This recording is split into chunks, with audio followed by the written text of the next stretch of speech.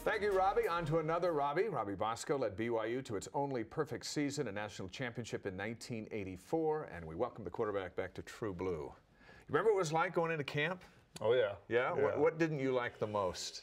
Well, the first camp, when I was going into my first year as a starting quarterback, it was following Jim McCann and Steve Young. Yeah. So I was petrified, being like, I don't want to be the first quarterback not to do this or do that or not to win the WAC championship. So that made me quite nervous.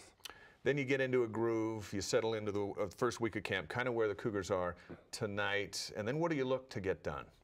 You look to get better.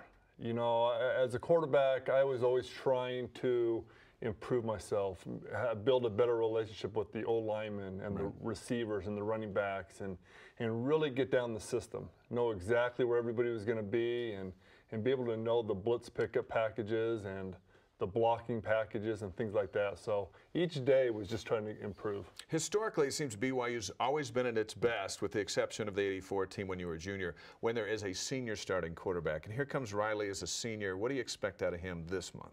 Well, I expect a lot of great things. You know, Riley finally has a year under his belt where he was the quarterback. Yeah. Didn't have to go through a summer or through spring as like who's going to be the quarterback.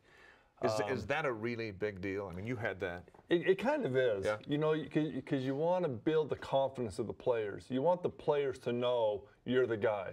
And that's what we have this year. Everybody knows Riley is going to be taking that first snap against Washington State. And right now he's building on that. He's already got it all down where everybody feels comfortable with him.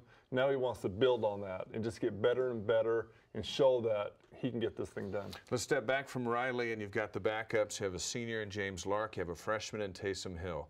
The toughest schedule in school history is waiting in 2013. How much time do you invest in a senior backup as opposed to a freshman where you might burn a year, but somehow you got to get him ready for next season?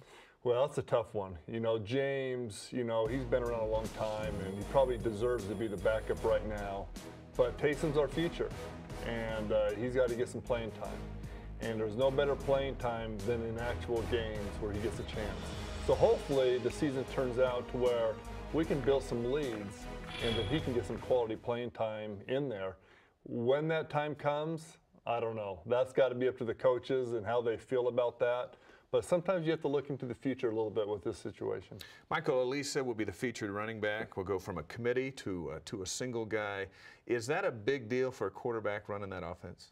I don't think so. Really? I think the biggest thing is he's got his receivers back. And he's got some big, tall, lengthy receivers out there that can run and can catch the football. So I think he's going to feel good about that. And Michael Elisa is a superstar. He's going to be a great player. And I think back there, in the one-back system, I think they can do a lot of things, you know, running the ball and also throwing the ball. And the big thing is for Riley is figuring out where the blitzes are coming from. Because a lot of times with the two-back set, you have max protection and you can pick up a lot of things. But with the one-back set, you have to know where the blitzes are coming from. It's good to have football back, isn't it? Yeah, it is. It's a lot of fun. Even if it's still 98 degrees outside. That's true. Thanks, Robbie.